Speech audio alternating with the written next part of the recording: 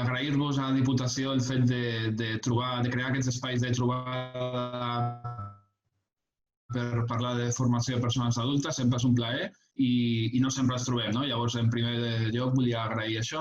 Després, a tots els participants, déu-n'hi-do la gentada que serem avui aquest matí i sobretot a les companyes, a la Meritxell i a la Lourdes, el fet de prestar-se en aquests moments tan complicats, a més, i de preinscripcions i d'inici de preparació del curs vinent, en el que anem i tancament del que estem, que anem tots molt atrafegats, doncs el fet de sumar-se a la proposta. Al final, el que tenim són molts neguits i moltes preocupacions, però volia agrair-los especialment la seva participació. Bé, la idea d'avui és fer una mica de reflexió sobre el curs vinent, què ens hi trobarem i quines línies de treball podríem dur a terme per dissenyar-lo. Primer de tot, volia aclarir que el títol potser, al final, és com dissenyar el curs 2020-2021. Tenim poques certeses. Encara falten que ens confirmin instruccions de cara al curs vinent. Hi ha un munt de situacions que no dominem i que no controlem. Llavors, el que proposem avui, òbviament, no són solucions universals ni la panacea, no? Perquè cada centre és un món i perquè hi ha una diversitat de centres importantíssima de persones adultes. Llavors, la idea simplement avui és reflexionar sobre diferents eixos que considerem que són importants tenir en compte de cara al curs vinent i aquesta és la idea. Proposarem algunes pautes de reflexió i a partir d'aquí la Meritxell i la Lourdes, en base a la seva realitat concreta, parlem de dos centres molt diferents, potser ja es faran 5 cèntims de les característiques de cada centre, doncs ens posarem en context real aquestes propostes que comentarem. Si de cas, comparteixo la presentació que estructurarà la conversa i a partir d'aquí anem comentant. Veieu? La veieu? Sí. Sí? Perfecte. Ramon, perdona, Ramon. Sí. Si pots parlar una mica més lent, que si parles molt ràpid, algunes vegades no agafa el... Perfecte. Llavors, la xerrada, la conversa d'avui l'estructurarem entorn el que hem definit com a 4 blocs de reflexió. Considerem que són eixos de treball importants a tenir en compte de cara al proper curs. El primer bloc, òbviament, de fet això ens hem trobat, ens ha vingut ens ha aplastat una mica, fins i tot m'atreviria a dir, amb el tema del confinament, seria el paper de les tecnologies de la informació i la comunicació, quin paper han de tenir en el curs vinent. Un segon bloc que girarà entorn la formació del professorat, quines són les necessitats que tenim i què podem fer de cara a dissenyar el curs vinent. Un tercer bloc, que segurament és el bloc estrella, que tindria relació amb com hem d'atendre el nostre alumnat. Tenim alumnat molt divers, fins i tot en un mateix centre educatiu tenim alumnat de perfils i de procedències i d'interessos molt diversos. Llavors, en aquest sentit, és important que establim estratègies per atendre tothom de manera acurada. I un quart bloc que l'hem anomenat els espais i l'entorn del centre per analitzar una mica quina relació podem establir amb institucions de l'entorn per tal de treure-ho. Llavors, la dinàmica de treball o la dinàmica de la conversa seria, en un primer moment, jo esbossaré de manera molt breu, el més breu possible, algunes idees clau de cadascun d'aquests blocs i després la Lourdes i la Meritxell comentaran una mica en concret com s'organitzaran en aquest sentit de cara al curs vinent i una mica quina ha estat la seva experiència sobre aquests temes en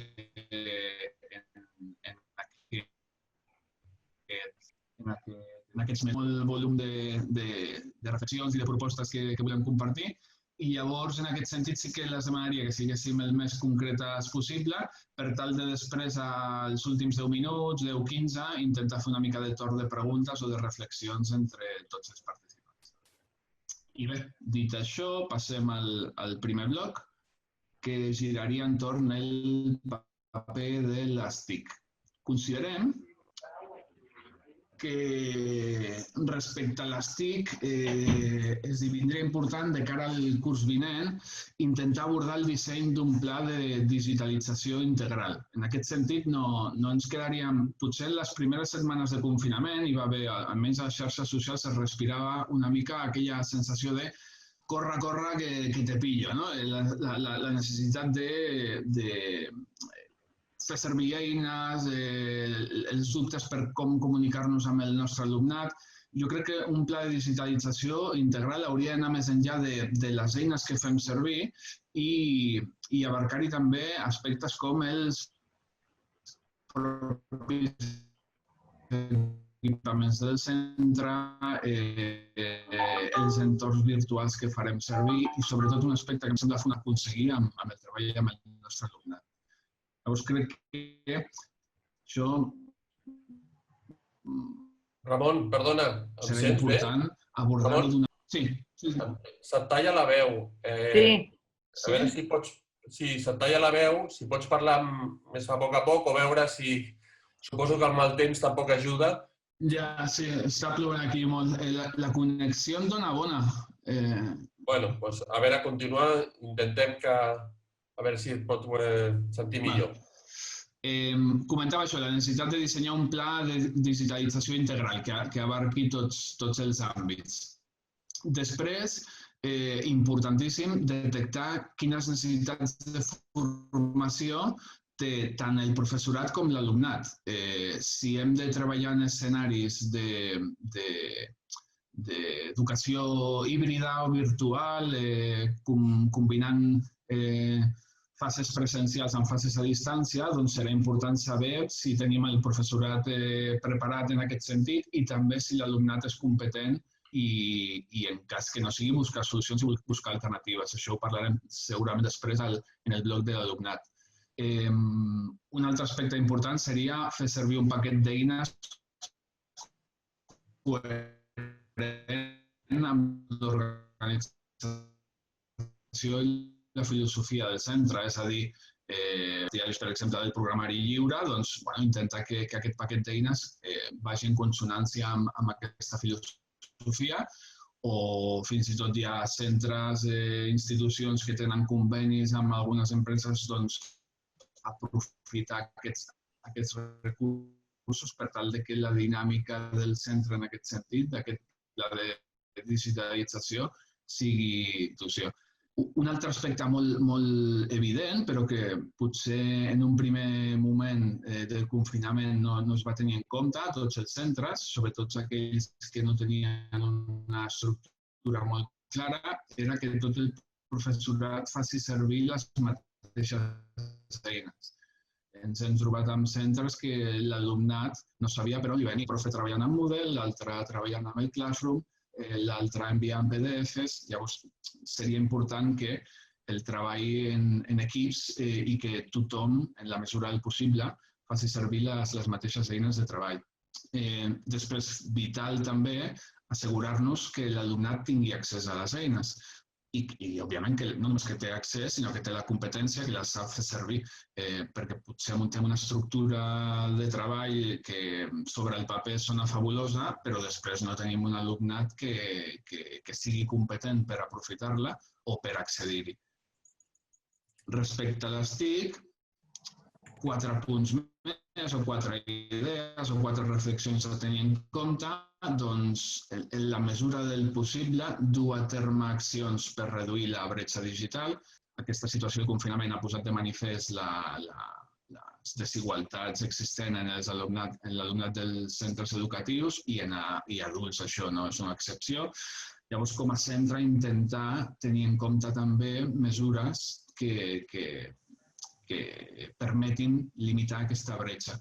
Em consta que hi ha ajuntaments que estan fent bancs de préstecs de material o centres que estan duent a terme també polítiques de préstec de recursos TIC. En aquest sentit, tenir en compte quines possibilitats tenim per reduir la bretxa. Un altre aspecte important seria el nostre pare, habilitar canals de formació interna i buscar aliances amb altres centres. Sempre a les escoles hi ha gent molt formada que pot donar un cop de mà als companys i també hi ha centres de referència que ja tenen dinàmiques de treball respecte a les TIC importants, doncs intentar aprofitar aquesta experiència fent xarxa. Sobre això en parlarem també més endavant. I últims 2 punts, obvis si voleu, però també que considerem importants. Un seria crear un banc de recursos digital propi, doncs tota aquesta feinada que estem fent els profes per crear materials que ens permetin també el treball virtual, doncs posar-ho a l'abast de la comunitat educativa, tant la pròpia del centre com la de l'etapa, jo diria. I després tenir en compte el disseny de propostes que combinin la virtualitat i la presencialitat. Segurament el curs vinent tot apunta, no som experts en el tema i veurem com evoluciona el virus, però tot apunta que es poden donar aquests períodes de combinació entre la formació presencial amb altres possibles de confinament. Doncs intentar que el disseny de les propostes que duem a terme a l'aula és la vessant. Aquests serien alguns punts respecte a les eines TIC. Podríem trobar molts altres, però tampoc és plan d'allargar-nos més amb el tema. Sí que ara voldria que les companyes, la Meritxell i la Lourdes, fessin una mica de reflexió sobre com elles ho duran a terme als seus centres l'any que ve. Dit això, deixo de compartir i si voleu, no sé, tu mateixa, Meritxell, que et tinc a la pantalla, si vols començar. Bé, bon dia a tothom. Primer presentar-me, soc la directora de l'Escola Municipal de Persones Adultes La Llar de Terrassa. Dic que és una escola que acull gairebé 700 alumnes cada any i que, per tant, hi ha una diversitat d'alumnat molt, molt gran i ha estat aquesta una de les dificultats o oportunitats per poder posar en marxa moltes eines. De fet, jo crec que hem fet servir gairebé tot el que hi ha en aquest món, segurament no, i n'hi ha moltes més, però, clar, tenir alumnat de tot tipus, de totes les edats, amb tota la idiosincràsia que això comporta, doncs ha fet que una mica, com deies tu, Ramon, comencéssim tots a intentar, com a professorat, arribar al nostre alumnat. Això ha fet que s'hagin fet servir moltes eines. I ens hem intentat funcionar a nivell d'eines cadascú una mica com ha pogut. Un amb el Zoom, l'altre amb el Meet, l'altre... Això ha comportat una mica de desgavell en algunes situacions. Jo crec que això és una cosa que s'ha de planificar i s'ha de pensar bé pel curs vinent i que nosaltres a la nostra escola, partint que tenim una plataforma digital ja, que es diu Cliquedu, hem de partir d'aquesta plataforma per arribar a la resta. És a dir, nosaltres ja partim que tot l'alumnat està inscrit en aquesta plataforma, el que passa és que no tot l'alumnat li donàvem l'entrada en aquesta plataforma. Llavors, la idea del nostre centre seria que a partir de la plataforma digital, sempre pensant en una escola presencial. La idea sempre és l'escola presencial, l'escola de relació amb l'alumnat, tot i que potser l'any vinent ens trobarem en situacions, com deies tu, d'ensenyament híbrid, fins i tot d'ensenyament completament virtual, depenent de com evolucioni el tema del virus, però l'escola s'ha de pensar sempre com a presencial. Ara, hem d'afegir en aquesta escola presencial el que encara hi ha gent que després de 30 anys parla de noves tecnologies. Les tecnologies ara ja no són noves i les estem utilitzant moltes vegades per donar classes magistrals. Les tecnologies han de formar part del nostre tipus d'ensenyament. L'alumnat, des que arriba, jo crec que és el que haurem de fer a les primeres classes del curs vinent, amb tot l'alumnat.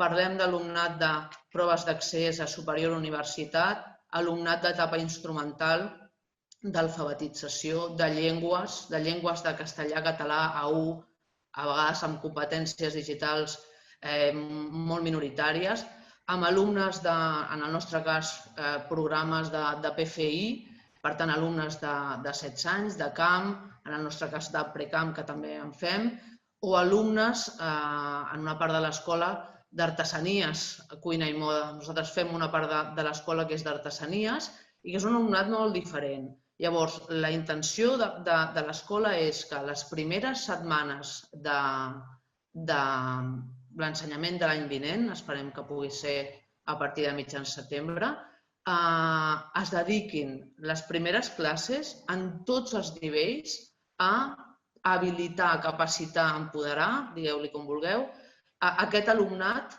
amb les eines que disposi. És a dir, a partir de la nostra plataforma, que pot tenir molta més sortida de la que estàvem utilitzant, que pot tenir una entrega de treballs, una entrega de tasques que es fan, una connexió a nivell de vídeos, una connexió a nivell d'altres plataformes com un G Suite, com un model, utilitzar-ho i utilitzar-ho en totes les classes.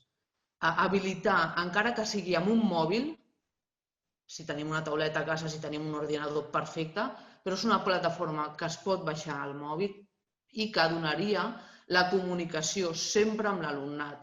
Un dels problemes que ens hem trobat és com arribem a l'alumnat en aquests moments en què ens hem hagut de confinar tots a casa. Hi ha hagut alguns que ja partien de la plataforma Cliquedo i que ha sigut bastant senzill. Senzill no hi ha hagut res, però ha estat bastant senzill. Però altres han estat a través de mòbils, de correus electrònics, de trucades personals. O sigui, la feina del professorat ha sigut realment molt, molt gran per trobar a tot aquell alumnat, tot i que, lògicament, finalment al 100% no s'ha pogut arribar.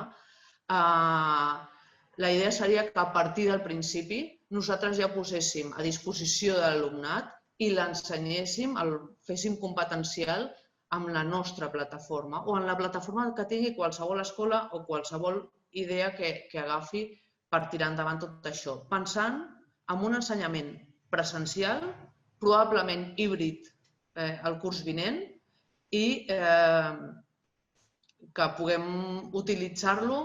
S'han fet molts vídeos, s'han fet molts zooms, s'han fet moltes classes, però la primera idea sempre ha estat, des de part de l'alumnat i part del professorat, aconseguir la classe magistral a través de l'ordinador. O sigui, aquesta idea de canviar la classe magistral, que en molts dels nostres cursos ja començava a no ser magistral, nosaltres treballem en molts cursos per projectes, doncs hem d'utilitzar la metodologia per projectes, treballar amb Drive, treballar amb plataformes, ja des de l'aula, per si en algun moment ens hem de trobar a casa, ja ho puguem tenir.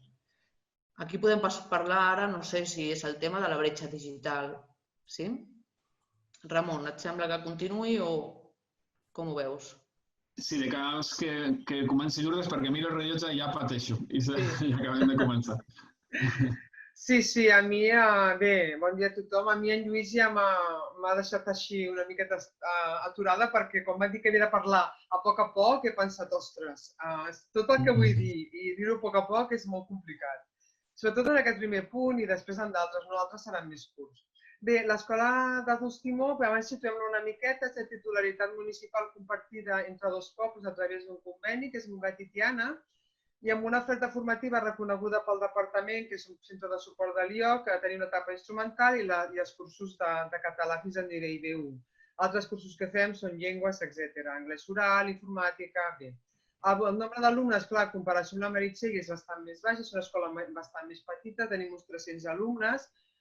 També som poques professores, només som dues en nòmina, una de l'Ajuntament de Tiana i l'altra de l'Ajuntament de Montgat, i una professora a hores per les classes d'anglès orals, que en el moment de la pandèmia, on va deixar de fer hores, també se li va rescindir el contracte. Altres suports de l'aprenentatge que tenim és l'Associació de Voluntaris Timó Vol, que la majoria són mestres jubilats, que organitzen moltes activitats i dona suport a la docència. Fa grups de conversa en català i castellà, bé, ja ha organitzat un taller de ràdio i teatre que emeten un programa a la ràdio de Tiana, i allà es treballen competències com llegir veu alta, entonar, escriure en text, entrevistar, etc. Bé, concretament en el paper de les TIC, clar, jo he fet com una miqueta abans del confinament, no? Què fèiem? Teníem el protagonisme principal de les TIC en els grups de graduat, perquè estan inscrits a l'IOC, llavors tenien 12 hores de classes presencials de GES, Quan volem dir presencials vol dir que més venen, els nois i noies venen, es connecten amb els ordinadors de l'escola. L'Ester i jo fem codocència, estem a l'aula amb tots ells, perquè un és de ciències i l'altre és de lletres, i els ajudem a fer les tasques que no en tenen, el seguiment de l'aprenentatge, afavorint que treballin si treballen en un mateix mòdul, que treballin en parelles o en grup, etc. També tenim, a part d'això, un grup d'informàtica que porten voluntaris experts que són informàtics i experts en noves tecnologies i una miqueta anem adaptant la demanda. Tenim sempre un grup de formació en mòbils i un grup de formació informàtica bàsica, però, per exemple, l'any passat van sortir oposicions, llavors de cop i volta vam tenir una demanda de persones que volien fer competir. Llavors vam dir, bé, doncs obrim un grup de competir. Una miqueta anem a adaptar-nos a les necessitats que ens demana el territori. Clar, el que ha estat molt important de l'ESTIC ha estat durant el confinament. O sigui, de cop i volta ens vam anar a casa i vam dir, bé, hem de treballar o respondre a aquesta emergència tenint en compte dues vessants. Per una banda, la vessant educativa i per l'altra, la vessant social i emocional. Llavors, l'educativa volíem garantir sobretot el seguiment dels grups de GES, proves d'accés a cicles formatius de grau superior o les persones de català que havien de fer l'examen. I en quant a nivell social volíem ser també un referent territorial, social i emocional on es poguessin sentir acompanyats per gestionar emocions com la incertesa i la por i donar una miqueta de resposta a les necessitats que anàvem observant en coordinació amb altres xarxes municipals. Amb aquesta finalitat vam dur a terme un seguiment acurat dels alumnats, tasques molt variades per mantenir els grups de llengua, com escriptura creativa, propostes poètiques i musicals, de recerca, exercicis més formals, etc. I un seguiment també bastant acurat, o que volíem que fos el més acurat possible, dels grups més vulnerables. Perquè la Meritxell parlava de la diversitat de l'alumnat, nosaltres tenim la mateixa diversitat, potser no amb nombres tan grans, però la diversitat hi és igual. Llavors teníem un grup més vulnerables d'immigrants, de gent gran, de persones amb pocs recursos econòmics i havíem d'estar atents a les seves necessitats. Com ho vam fer? L'Ester es va portar el mòbil de l'escola a casa, estàvem confinats a casa, jo em vaig endur el mòbil i vaig col·locar tots els grups de WhatsApp que teníem a l'escola, que es feien servir només per comunicacions puntuals, però en aquell moment van ser el vehicle de comunicació principal perquè teníem la certesa que gairebé tothom sabia utilitzar, encara que fos bàsicament aquesta aplicació i la tenia. Vam organitzar trobades de Zoom amb altres grups per treballar coses puntuals o per fer conversa o el que sigui. I també ens va quedar penjat tot aquest grup d'anglès, que era bastant nombrós, i vam dir, doncs bé, una manera de convidar-los a participar era elaborar alguna cosa que fos conjunta. I així hem elaborat dos i una que està al forn, revistes online superxules en què es poden penjar presentacions, vídeos, etc. per totes les participacions que hem volgut fer, dues dedicades al confinament, l'última serà dedicada al desconfinament, en què hi van participar tots els alumnes i voluntaris del centre que van voler i donaven visibilitat a la feina que estàvem fent. Amb això vam aconseguir, d'una banda, la detecció de necessitats per continuar la formació. O sigui, hi havia alumnat que no podia continuar perquè no tenia un ordinador a casa seva, o que no tenien connexions wifi, i a partir d'aquí vam donar resposta a aquestes necessitats. També vam aconseguir detectar les emocions i els estats com la por, la solitud, la tristesa, l'angoixa, que s'han gestionat dins dels mateixos grups de WhatsApp o en trucades personals, depèn també una miqueta de la situació, amb un seguiment més individualitzat per part de les mestres o no, només amb el grup es anava treballant. Implicar l'alumnat en un projecte comú, que és el de l'escola i el seguiment de tots els participants de l'escola, i l'empoderament dels participants. O sigui, van ser capaços de veure de començar a intuir què podíem fer amb les noves tecnologies. El futur, doncs bé, la Meritxell parlava d'una part, ella parla més de tota la presencialitat que intentarà pel curs vinent. La veritat és que una miqueta tenis una bola de vidre per despistar i per saber què farem, perquè de fet cada vegada que hi ha una reunió surten coses noves. Per exemple, ja vam estar en una inspecció i ja sortiran altres temes. Nosaltres tenim l'organització del centre, Bé, proposem una adaptació horària per tal de complir tots els requisits d'higiene i de distància que se'ns demana. Així doncs, enfoquem el curs vinent a partir de la semipresencialitat. Hem dissenyat un horari del curs, mantenint l'oferta educativa del 19-20, sempre l'adaptem, perquè si no hi ha grups de català C1, però sí que hi ha un grup molt nombrós de català B2, sí, doncs anem adaptant una miqueta el que ens demana el territori. Tenint en compte que, com cada any, concretem els cursos, això, a meitat de setembre, segons les demandes formatives. Però una part de les hores de cada curs serà presencial i una altra part serà online o fora de l'escola. Com a propostes formatives tenim, ja segur, pel setembre i si pot ser per l'octubre o si és necessari per l'octubre també, píndoles d'aprenentatge TIC a partir de les necessitats que es manifesten i també les que hem detectat. Hem vist que els costa, per exemple, baixar aplicacions, que han tingut dificultats per poder ajudar els seus fills a fer les tasques que els anaven enviant de l'escola, o que no saben gestionar la memòria del mòbil, o no coneixen totes les possibilitats dels WhatsApps, o com connectar-se a una conferència Zoom, etc. Per una banda això, per l'altra hem decidit utilitzar la plataforma Classroom, a la que intentarem que tothom tingui accés, o sigui, donem la formació bàsica per accedir-hi. Nosaltres tenim el Moodle, tenim un model de l'escola, però hem vist que el Classroom és molt més intuïtiu, més fàcil de gestionar. I en el grup de llengües s'ha aprofitat tot l'entorn per treballar les competències lingüístiques dins dels objectius curriculars de cada nivell, però que potser no necessiten una presencialitat. És tan fàcil com el que hem fet sempre. Doncs ens toca anar a comprar, doncs anem al mercat. O podem anar a veure les imatges que hi ha pel poble per treballar el vestuari i el cos humà, per exemple. Són idees, tot això també s'ha d'anar treballant. En els cursos d'autoformació de graduat més formals, oferirem 8 hores presencial i la resta serà d'atenció telefònica o de trobades virtuals. Altres propostes, com han sortit també, que deia la Maritza i el Ramon, la creació d'un banc de recursos, que de fet ja hem començat, perquè ja hem agafat ordinadors, els hem resetejat i els hem anat prestant a la gent que necessitava, o mòdems wifi que l'Ajuntament ens ha deixat per la gent que no tenia wifi, l'organització de webinars concretes, per exemple, per tècniques d'estudi relacionades amb l'aprenentatge online o sobre el Covid o sobre les coses que vagin sortint que interessin, i la creació de l'Instagram, que això estava pendent ja abans del Covid, perquè nosaltres tenim Twitter i tenim Facebook, però hi ha molta gent que està a Instagram i es perd molta informació i també ho teníem pendent així de fer. I en general jo crec que ja està.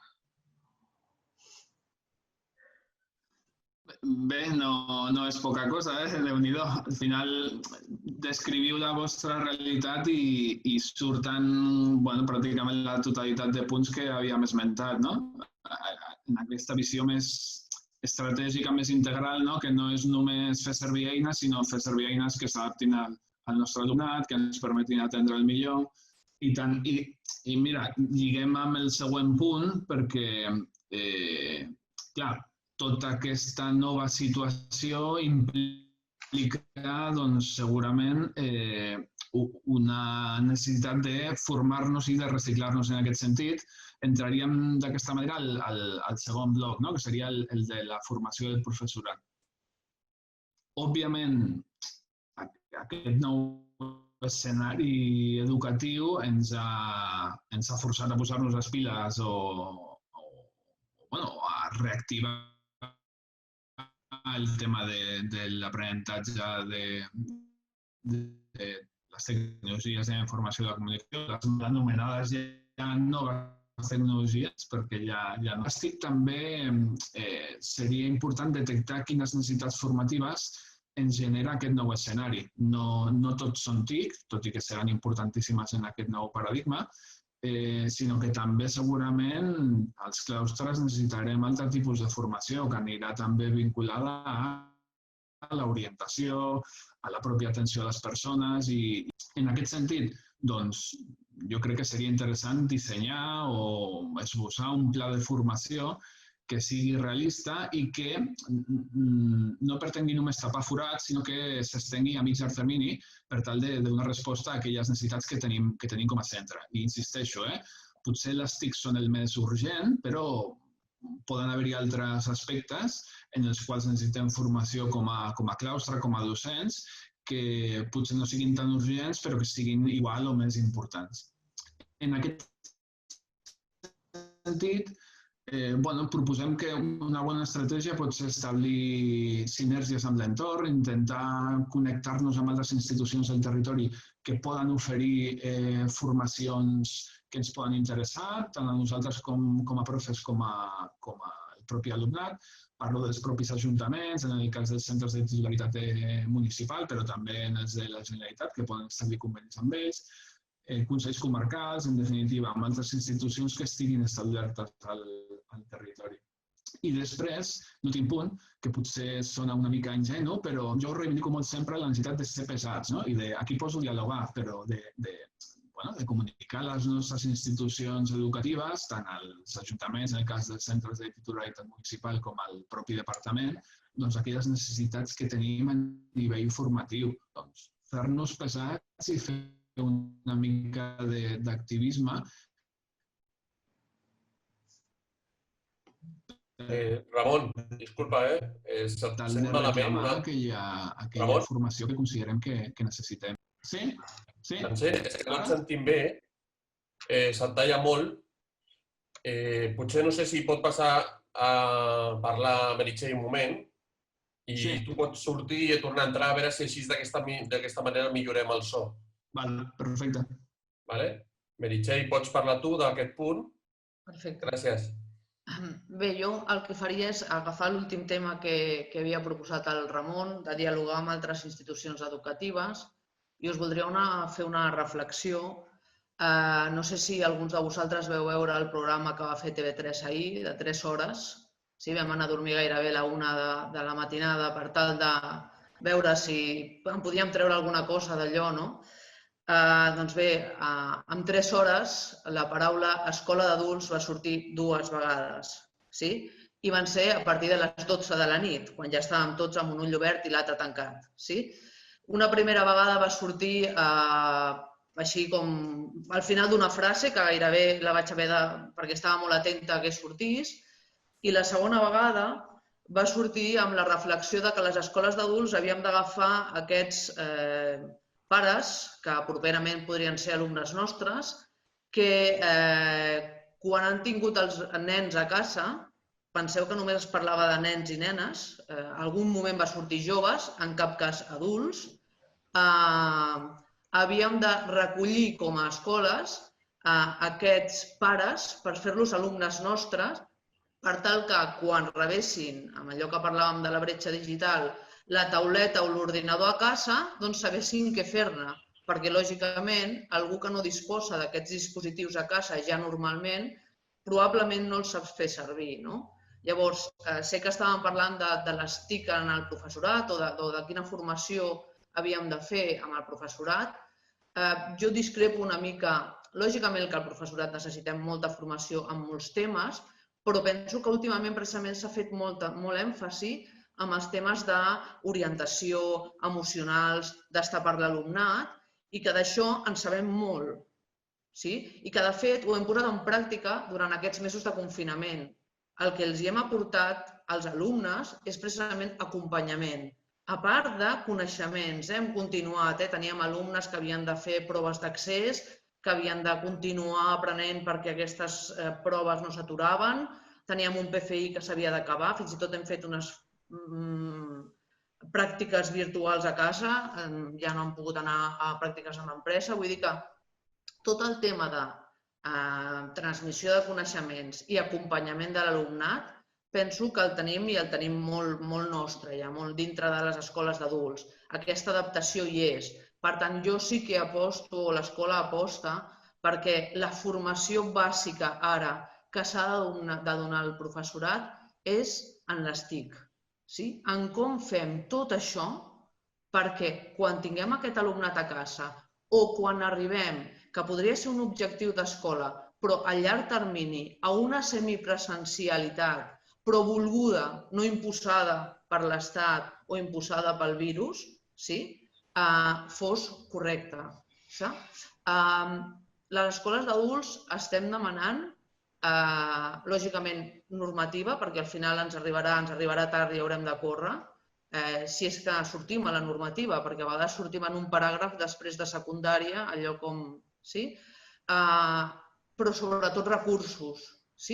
No recursos només en formació, que per descomptat la Diputació és un exemple d'un curs que s'ha fet en aquestes últimes setmanes i que ha tingut dues edicions, donat el volum de professorat que us hi heu apuntat, per redissenyar amb eines digitals tot aquest món, que crec que és el que s'ha de fer des de la presencialitat o de la semipresencialitat, redissenyar com estem treballant.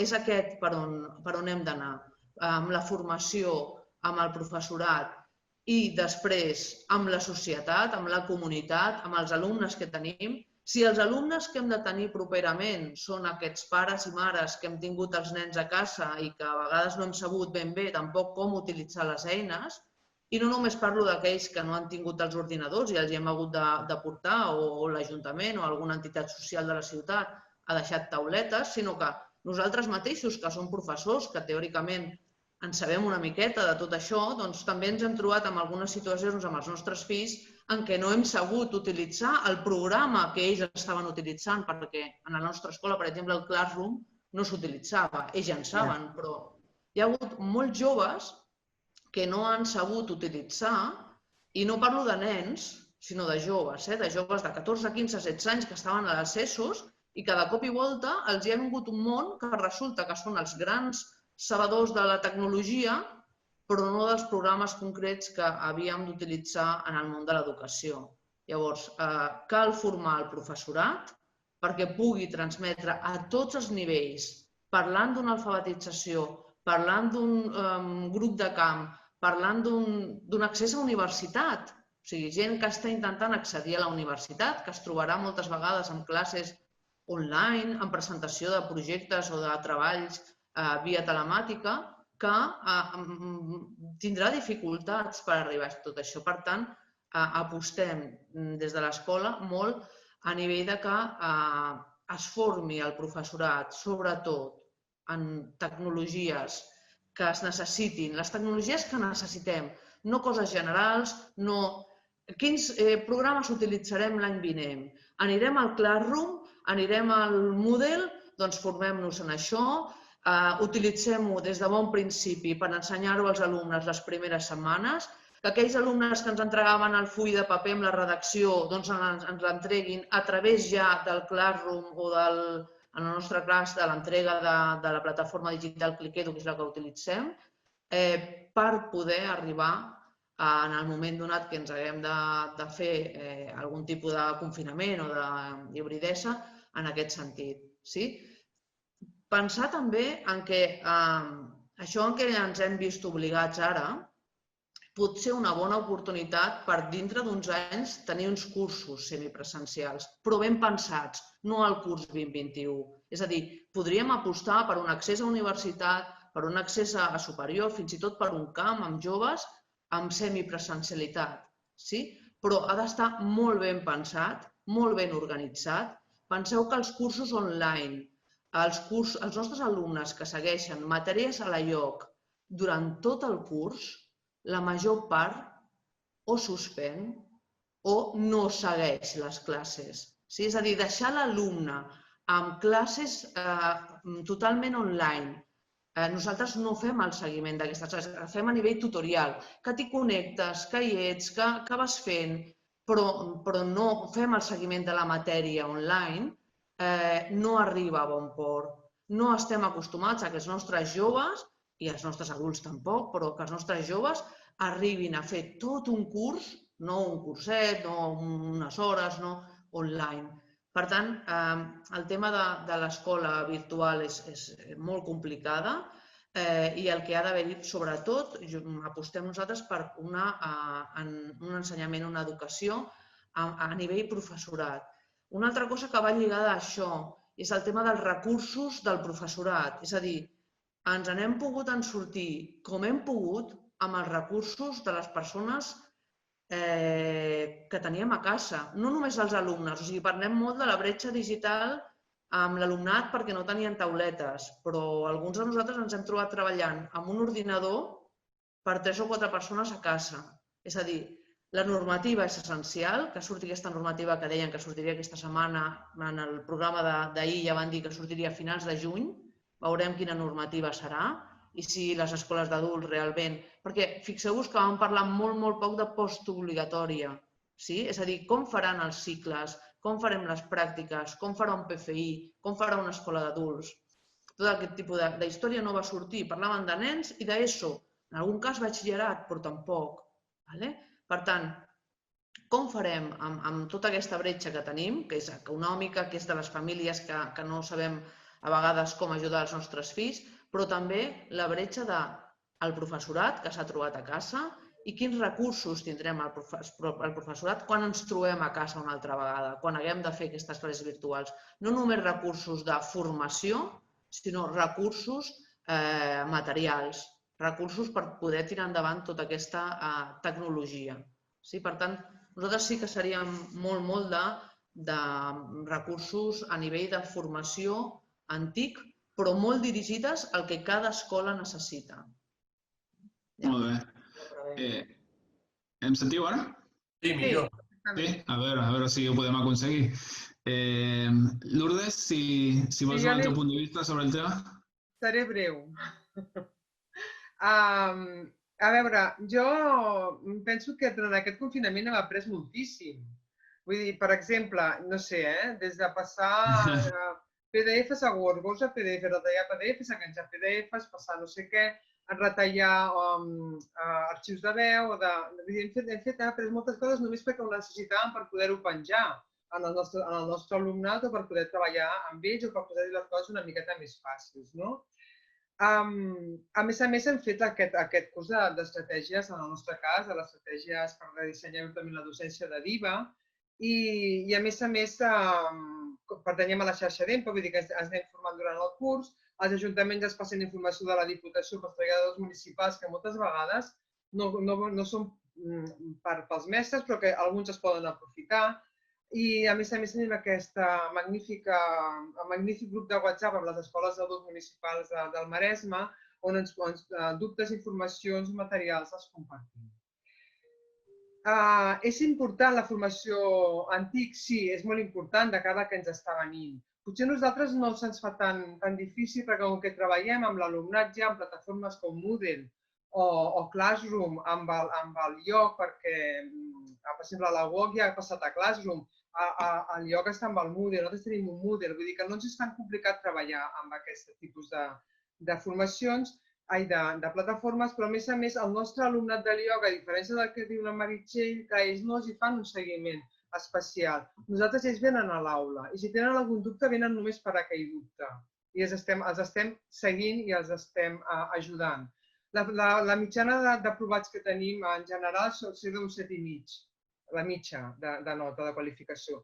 Un 7, 7,5, vol dir que després poden entrar al cicle formatiu que volen, pràcticament. Vull dir que estem supercontentes d'aquesta plataforma, d'aquesta manera de treballar, d'aquesta codocència, d'aquesta manera d'acompanyament. Clar, ja sé que això no es fa en totes les escoles, no es pot fer. Nosaltres hem de fer-ho així perquè només érem dues i no ho podíem fer d'una altra manera. Ens hem reinventat, que potser és aquesta també una de les tasques que hem de fer els professors ara, que és reinventar-nos. És important la tasca de les TIC, és veritat, tota aquesta feina que hem de fer per formar-nos amb noves tecnologies i poder donar aquesta formació o aquests recursos als nostres participants. Però també penso que és molt important enfortir la xarxa solidària al voltant de l'escola i dels municipis enfront d'una crisi econòmica, que se suposa que serà important perquè s'està dient i s'està veient, i treballar molt millor en aquesta teranyina de recursos i necessitats per ajudar a la nostra comunitat. I penso que per això també ens cal una educació comunitària, o sigui, formar-nos en educació comunitària en afavorir aquesta solidaritat i aquesta xarxa amb el territori. I ja està, seré curta en aquesta intervenció. Molt bé, moltes gràcies. Clar, al final, Meritxell comenta un escenari i té tot el sentit segurament en el seu centre. Tenim centres tan diversos, amb claustres tan diferents també, amb experiències en eines i amb recursos tan variades que, clar, al final la realitat d'un centre a nivell de tots els àmbits, però en aquest cas que parlàvem de necessitats formatives pot ser molt diferent d'un altre centre. I tant. Bé, doncs anem avançant. Si us sembla, passem al, jo dic el bloc estrella, perquè al final parlem d'alumnat, que és allò més important als centres educatius. I en aquest sentit tenim també algunes propostes per reflexionar-hi.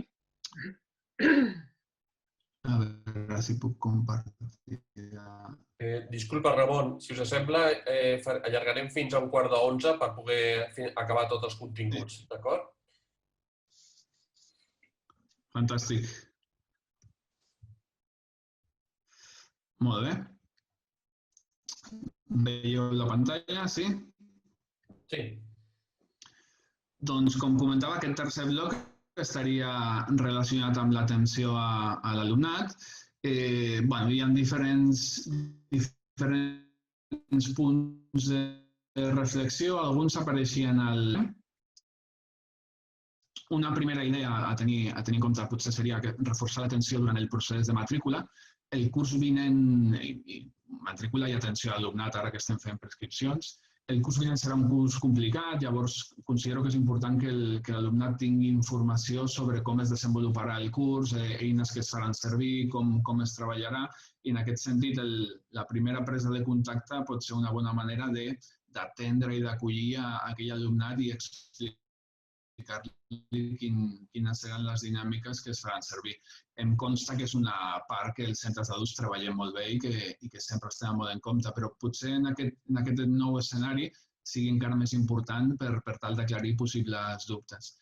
Una segona idea que trobo que seria interessant seria reforçar les tutories i, en la mesura del possible, intentar reduir les ràtios d'atenció als tutorants. En aquest sentit, sí que no tots els grups, però els centres d'adults comptem amb l'avantatge que potser tenim ràtios més reduïdes que altres etapes educatives, però trobo que seria interessant potser que els equips docents donessin un suport important per tal de fer seguiment a l'alumnat i fer un acompanyament més estret. Després, això comentava la Lourdes, que ho han dut a terme al seu centre, ha funcionat molt bé, que és establir canals de comunicació directes. Doncs potser fa uns mesos podríem pensar que contactar amb el WhatsApp amb els alumnes seria una cosa bastant estranya. Doncs pot ser una via en aquells perfils que potser és el recurs més directe per accedir a la informació sobre com estan, què necessiten i tot plegat.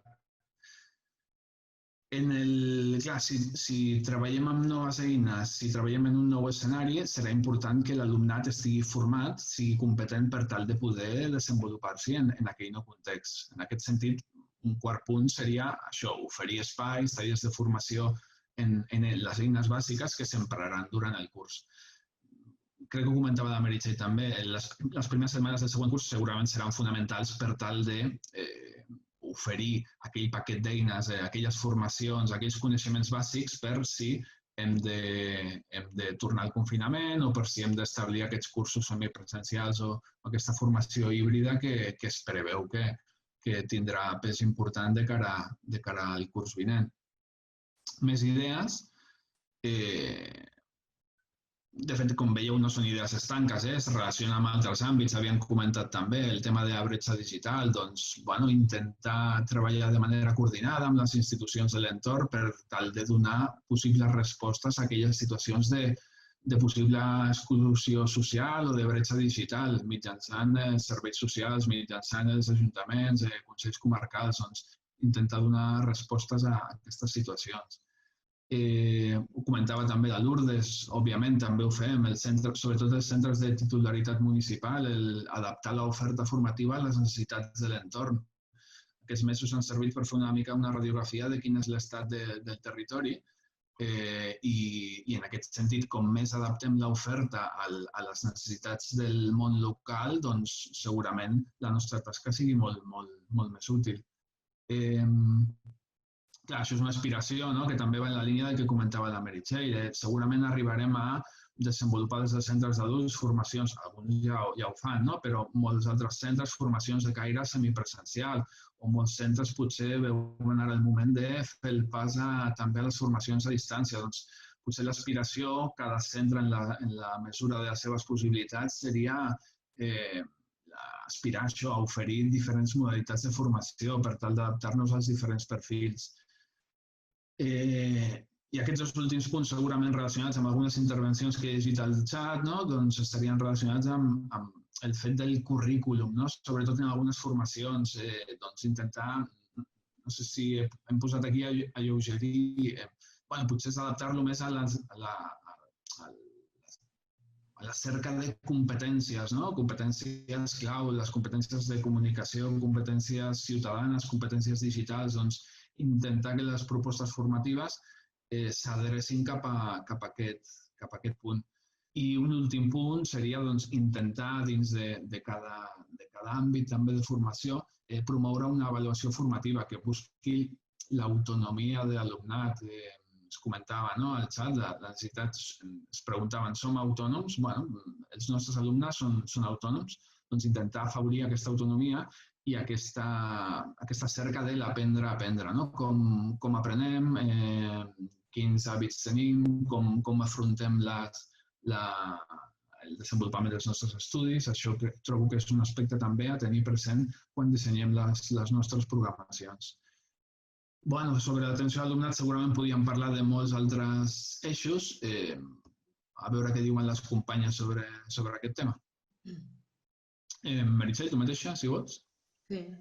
Bé, jo crec que l'atenció a l'alumnat a les escoles d'adults és bàsica, com a totes les escoles, lògicament, però nosaltres partim d'un alumnat en totes les escoles d'adults, penso, que la majoria ha sortit o no ha estat en el sistema educatiu, i per tant és una atenció bàsica.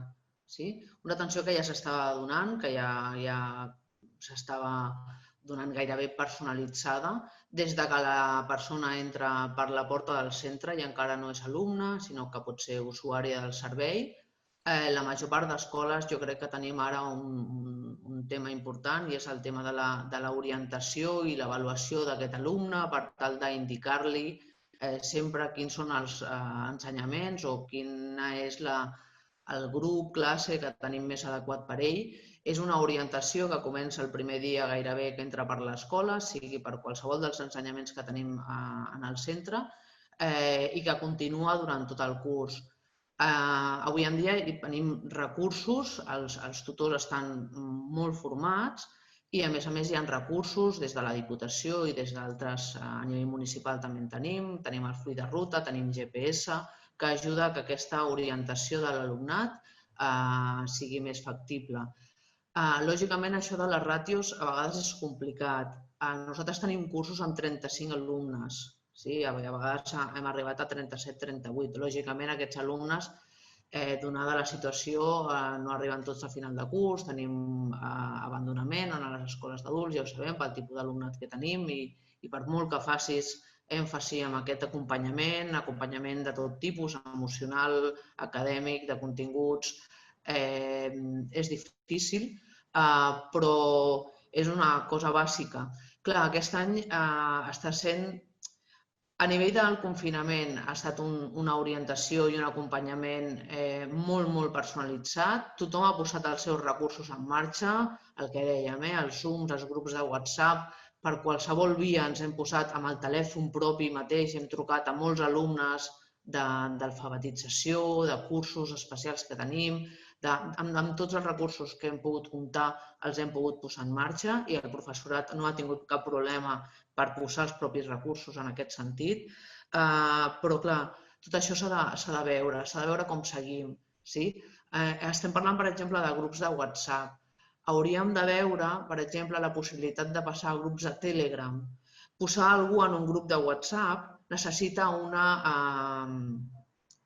una conformitat per part d'aquest alumne. Lògicament, tu poses el seu telèfon en un grup. Si això ja ho teníem d'abans, vol dir que aquest alumne ja havia donat aquesta conformitat perquè hi ha cursos de la nostra escola que ja tenien un grup de WhatsApp i que d'alguna manera ja s'hi relacionaven d'aquesta manera o es passaven alguns continguts, però ara, durant el confinament, ens hem vist... El primer que hem fet és demanar que l'alumnat autoritzés això. En els grups de Telegram, per exemple, els telèfons poden no ser presencials, poden no veure's. Per tant, hem de buscar altres eines perquè l'alumnat continuï tenint la seva privacitat en aquest sentit. Hem de buscar la manera d'atendre l'alumnat, d'atendre'l tot, d'arribar-li. És difícil, és molt difícil. S'ha de començar des de l'inici, ara ja, amb aquell alumnat que veiem més susceptible de ser perdut. Tot i això, partim a les escoles d'adults d'un alumnat moltes vegades complex, a nivell social, a nivell econòmic, a nivell familiar, i que ja tenim unes taxes d'abandonament, tots ho sabem, bastant elevades. L'alumnat que arriba a final de curs, la major part de l'alumnat continua a cicles, continua amb els seus cursos i arriba a bon terme, però durant el curs ja es perd algun alumnat.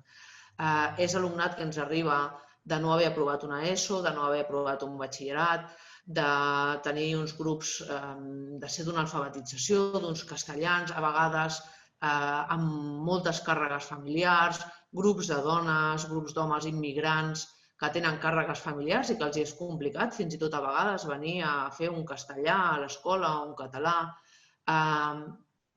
Aquesta atenció ha de ser encara més personalitzada, tot i que partim de grups, en el nostre cas, bastant grans. Grups de llengües de 25, grups d'accés a superior o a universitat de 35. Sí que hem aconseguit, en alguns casos en què treballem per projectes i amb grups més petits, tenir ràtios més petites que ens han deixat a nivell municipal, doncs ens han donat el permís, però l'acompanyament, tot i que es fa durant tot el curs i s'ha d'emfatitzar encara més, però no crec, com dèiem abans, a nivell de formació, crec que ara la major part de professorat que ja portem temps i anys treballant a les escoles d'adults en sabem prou, cal a nivell de recursos i de posar-ho en èmfasi sobretot ja des de l'inici, com un inici molt més potent en aquest sentit, a nivell emocional i de tecnologia, per poder arrossegar aquest alumnat i que no se'ns perdi. No sé si ja... Molt bé, genial, sí. Sí, gràcies, Meritxell. Sí, Lourdes, dius la teva, com ho veus? A veure... Com ho veieu, com ho planifiqueu pel curs vinent? Nosaltres cada any el que fem és una miqueta intentar detectar les necessitats formatives que hi ha al territori, d'acord? Per exemple, aquest any havíem pensat, que ho fem cada any, passar un qüestionari en els participants per saber quin és allò que els interessa, quina necessitat formativa tenen. Vull dir, ja és evident que els que estan tenint el graduat el que han de fer el que volen és continuar tenint-se el graduat. Però de vegades és una manera també de detectar potser aquelles necessitats que nosaltres no en som massa conscients.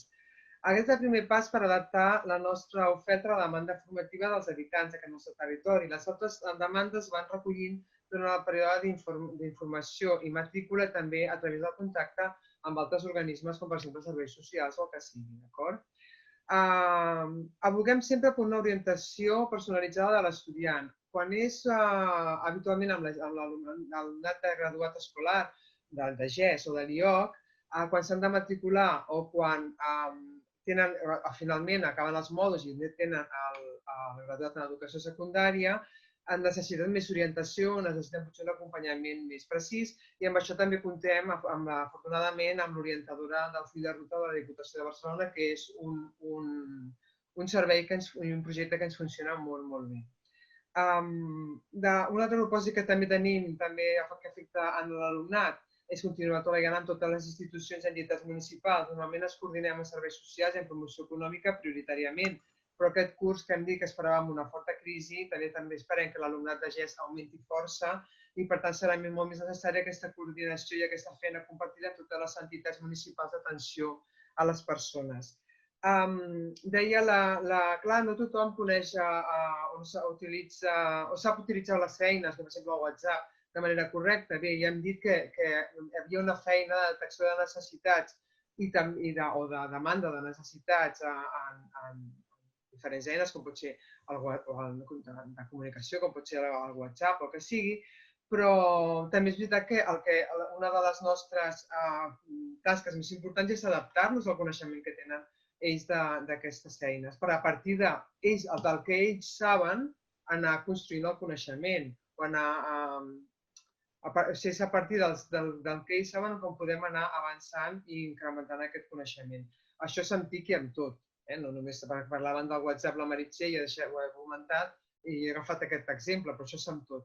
El Ramon va penjar en aquestes petites indicacions que han anat donant la prioritat de l'avaluació formativa, completament d'acord. El nostre objectiu hauria de ser recollir la informació sobre el procés d'aprenentatge i promoure activitats que potenciïn el procés d'aprenentatge de cada estudiant o de cada alumne. Però també creiem que és molt important l'avaluació formadora, perquè l'estudiant prengui consciència del seu procés i de què és el que pot fer també per anar-lo millorant. Fins aquí. Molt bé, molt interessant. Mira, a veure si ja ens passem de les 11, però a veure si accelerem una mica i podem fer una mica de torn de preguntes i de comentaris. Passaríem a l'últim bloc, que seria seria un bloc una mica més obert, potser, de gestió dels espais i d'entorn. Clar, respecte a la gestió dels espais, bé, com comentava la Meritxell, jo ahir també em vaig enterar que a finals de juny tindrem les indicacions del departament. Bé, no sé si seran les darreres, si no, però allà esperem tenir més informació per tal de gestionar tot plegat. Es preveu que no serà fàcil, serà complicat, però bé. En aquest sentit, tot el que sigui flexibilitzar calendaris, accions educatives, doncs ens donarà cert marge per poder adaptar-nos a la nova situació. Jo crec que serà un curs on haurem d'estar preparats per tal de readaptar situacions i de reconduir escenaris diferents. Clar, és una obvietat, no? Definir protocols clars i segurs d'ús d'espais. Doncs bé, esperarem a les indicacions del departament per tal de, conjuntament amb els ajuntaments o amb les titularitats dels centres, doncs definir les estratègies a dur a terme en aquest sentit. Trobo que de cara al desenvolupament de projectes i de cara a vincular-nos amb el territori, a conèixer les necessitats del territori i aprofitar els recursos que hi ha, és important fer però no només que quedi com a idea general, sinó intentar, des d'aquest objectiu, dissenyar estratègies per establir una comunicació directa amb les institucions de l'entorn. Biblioteques, centres cívics, serveis d'ocupació, els propis departaments dels ajuntaments, per tal de analitzar quins recursos ens ofereixen, però també per preveure possibles activitats de col·laboració amb ells. Són molts els centres que duen a terme projectes vinculats amb institucions locals i l'impacte d'aquell aprenentatge i l'impacte de les accions que es duen a terme trobo que és important. I després, els dos últims punts anirien en la línia d'allò que jo dic de fer d'activista de l'escola d'adults, doncs fer xarxa amb altres escoles, compartir les experiències, visitar els centres, conèixer, demanar informació, compartir la informació dels propis projectes, i no només com a equips directius, potser, o com a centres, sinó a nivell docent, doncs participar de manera activa en diferents comunitats que hi ha, en grups de treball conjunts, en xarxes docents, per tal de compartir informació i de fer aquesta xarxa, aquesta teranyina que comentava el Lourdes, que ens permeti millorar els serveis que duem a terme i atendre millor el nostre alumnat. No sé com preveieu aquesta gestió dels espais i com us vinculeu amb l'entorn i quines previsions teniu de cara al curs vinent. Meritxell, si comences tu mateixa. Sí, a veure, respecte a la flexibilització dels calendaris, jo crec que això ja ho estem fent. Aquest any estem funcionant d'una manera diferent amb la inscripció. Nosaltres ja hem començat amb una inscripció de l'alumnat que tenim a l'escola i aviat començarem amb l'alumnat nou, alumnat que encara no és, o personal que encara no és alumnat de l'escola. Per tant, la flexibilització del calendari anirem veient també al setembre una mica quines són com està la situació i quan es pot iniciar el curs, i en principi nosaltres tenim la nostra planificació, però l'any que ve el que haurem de ser és flexibles en el calendari i en tot absolutament i veure com ens adaptem. El problema de les escoles, la situació de les escoles d'adults és que estem acostumats a adaptar-nos a gairebé tot, a adaptar-nos als col·lectius que venen, als col·lectius que hem anat iniciant durant els últims anys. Una de les coses importants és que aquesta flexibilització d'espais, aquesta flexibilització dels ensenyaments, clar, és difícil de pensar quan pensem en zero augment de professorat. És a dir, ahir des del departament es parlava molt dels milers i milers de professors que contractaran o que sembla que contractaran des del departament. Bé, les escoles municipals on estem? On quedem? Nosaltres som municipals, lògicament, depenent de l'Ajuntament, però desdoblar grups amb quin professorat? Flexibilitzar espais, podem sortir a la ciutat, podem sortir als parcs, podem sortir, ahir fins i tot es deia, podem tallar el carrer i sortir al carrer, cap problema, podem fer tot el que vulguem. De fet, és una cosa que seria molt maca de fer, serien projectes transversals on l'escola depengués més de la comunitat i la comunitat de l'escola, però tot això comporta que amb el professorat que tenim és impossible anar a ràtios més baixes o, si no es va allà directament, perquè la demanda és molt alta. O sigui, nosaltres, el que us deia, tenim molts alumnes, però gairebé, sense comptar amb la pandèmia, sense comptar amb la situació que ens hem trobat ara, hem tingut llistes d'espera de 300 persones. Per tant, si en aquest cas nosaltres hem de reduir ràtios, que és el que s'està plantejant en els últims dies, i estem veient una mica com fem i com inscrivim i quanta gent hem d'inscriure en cada curs i com hem de comptar, si hem de comptar metres quadrats per alumne, el que necessitem són recursos de professorat que pugui dur endavant a tot aquest tipus d'alumnat i amb aquesta flexibilització total de la comunitat, de l'escola, de l'alumnat. Necessitem, com tu dius, el protocol i la normativa clara ja perquè ens diguin quants alumnes podem tenir per espai i com podem flexibilitzar i augmentar tots els recursos que tinguem a la ciutat. Sí, és cert que quan es parlava de recursos, i torno a fer referència al programa d'ahir, quan es parlava de continuar amb els barracons que havien de treure però que no trauran perquè tinguem més espais, en tot cas es parla de primària i secundària. Per tant, si l'escola d'adults no té més recursos, finalment l'únic al que ens veurem abassats o és a una semipresencialitat obligada, i no per la pandèmia, o a una baixada de ràtios. I una baixada de ràtios només vol dir que si ara podries atendre 700 alumnes, potser en podràs atendre 400 i per tant no donaràs el servei que estaves donant fins ara. És una cosa que haurem d'anar veient com s'adeqüen també des dels ajuntaments i a nivell municipal i com ens van donant els suports que necessitem per dur endavant la nostra tasca el curs vinent. Bé, és el meu torn. Bé, jo no m'estenc, perquè penso que l'important és poder donar resposta també a tots els comentaris que s'han fet, que hi ha moltes coses a comentar i no tindrem temps de fer-ho.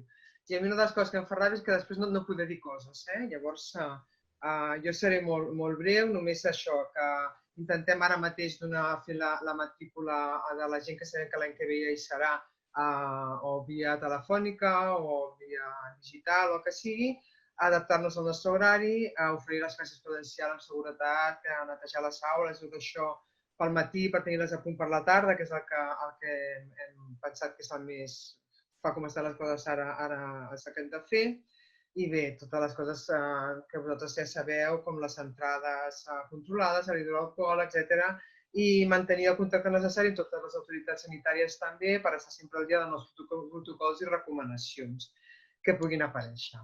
Les nostres aules tenim la sort que són molt grans tenim poques sales però molt grosses, perquè havia estat una escola infantil abans, llavors no tenim cap problema per redistribuir-la una miqueta, distribuir taules i mantenir les distàncies. I ja està, ja fins aquí.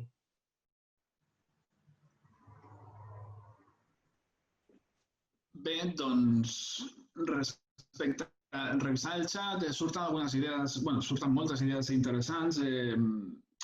Una pregunta que era molt interessant és què hagués passat, quin nivell de seguiment o de continuïtat hagués tingut l'alumnat si això hagués passat al setembre, a inici de curs.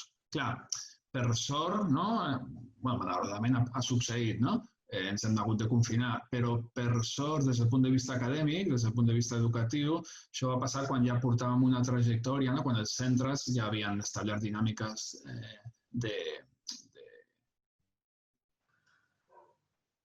clares, de treball amb l'alumnat, dels diferents cursos. Una pregunta era què creieu que hauria passat si això hagués passat al setembre? S'hagués notat en l'absentisme, en l'abandonament? Com ho veieu? Jo crec que realment, com tu dius, ha estat molt important que això ens ha passat al tercer trimestre. El vincle amb l'alumnat ja estava fet. El treball que anomenàvem abans d'orientació, de tutorització màxima que s'està fent avui en dia amb els nostres alumnes, ja el teníem. Ja era un vincle emocional importantíssim amb l'escola. Per tant, jo crec que hem acabat de perdre aquell alumnat o que realment ja aquest vincle no hi era o que ja era absentista abans, o que per nivell de tecnologia algun alumnat no ha pogut continuar. Han sigut els mínims, perquè en el nostre cas sí que s'han donat tauletes a les persones que estaven més desvinculades, però en els cicles finals, és a dir, amb uns PFIs, amb unes proves d'accés, amb uns cursos. Hi ha hagut altra gent, nosaltres tenim molta gent gran, no hem parlat en aquest cas de quins tipus de gent tenim, però tenim bastants alumnes de 60-70 anys que, lògicament, no han pogut seguir les classes. Han pogut rebre alguns vídeos, alguns amb WhatsApp, han pogut fins i tot, perquè els fills els han ajudat, fer algun Zoom, o nosaltres publiquem molt a les xarxes socials i, per tant, han estat...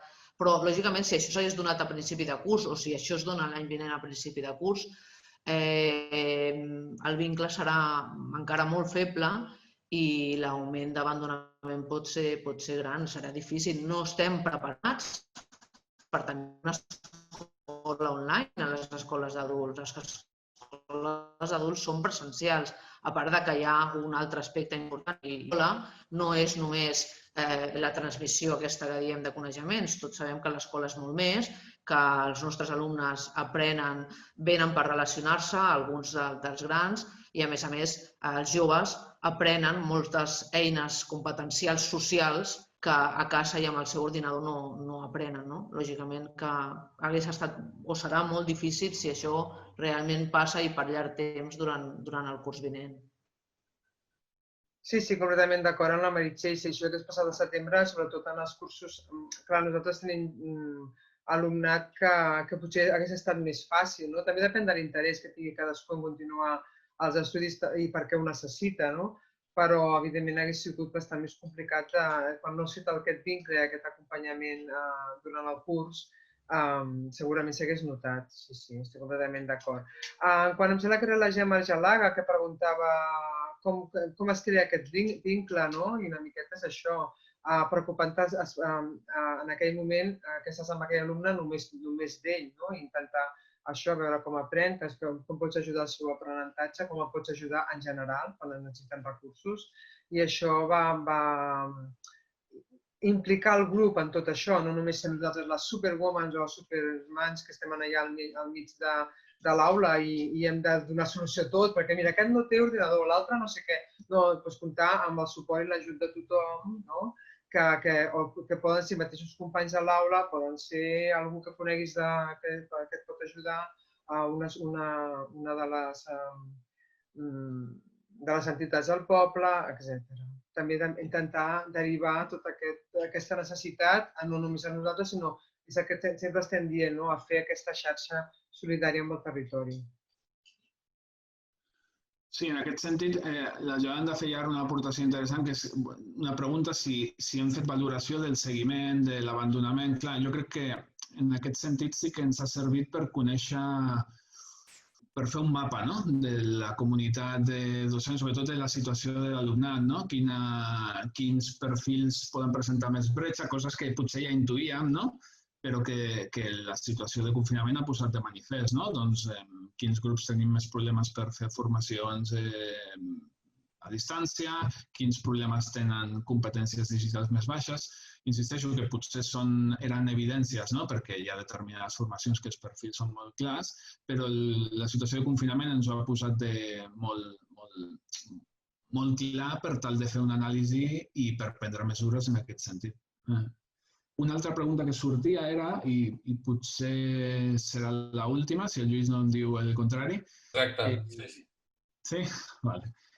Seria com podem... Clar, és una pregunta molt gran per respondre, i al final, sent els contextos tan diversos, les respostes seran molt variades, però com fer des dels centres educatius per, en la mesura del possible, intentar evitar exclusions, no?, l'exclusió del nostre alumnat.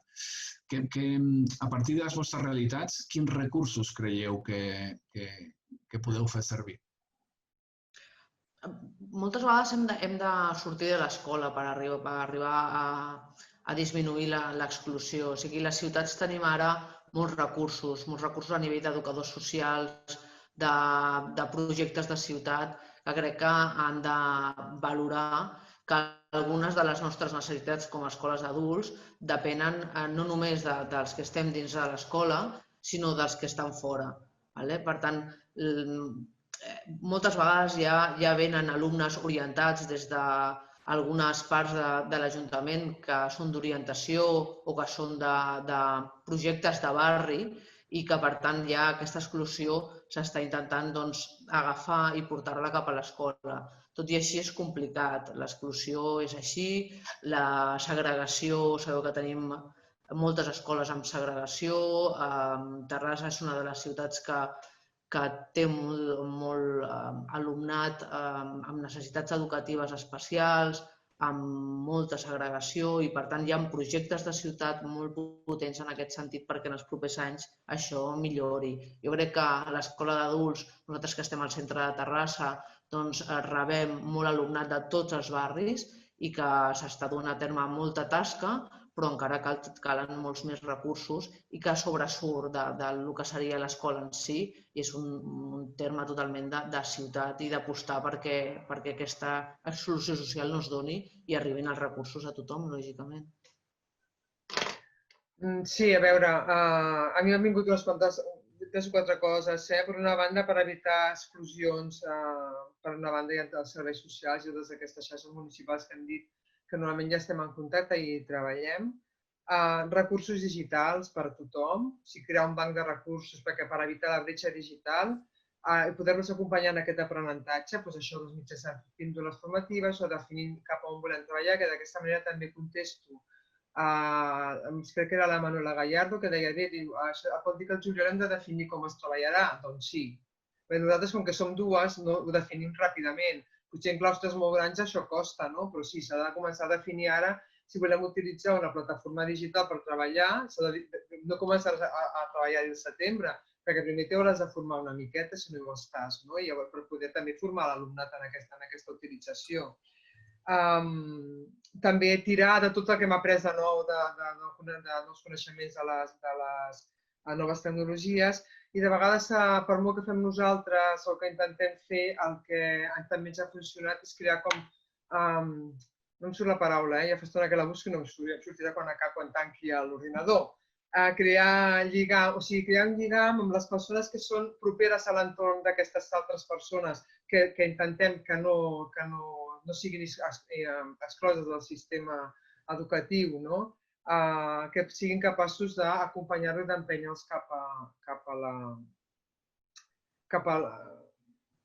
la formació, cap als objectius que ells volen. Deia el Ramon abans, activisme de les escoles d'adults. Si hem de ser activistes, és veritat, però per ser activistes primer hem de fer-nos veure dintre del mateix territori i buscar totes les complicitats. Ara m'ha sortit la paraula era complicitat. Buscar les complicitats de tot l'entorn. I de vegades, per molt activistes que som, el primer que hem de fer és anar a trucar a la porta de l'Ajuntament i dir que estem aquí, que a part de les de dansa, escoles bressols i primàries, també està l'escola d'adults, no?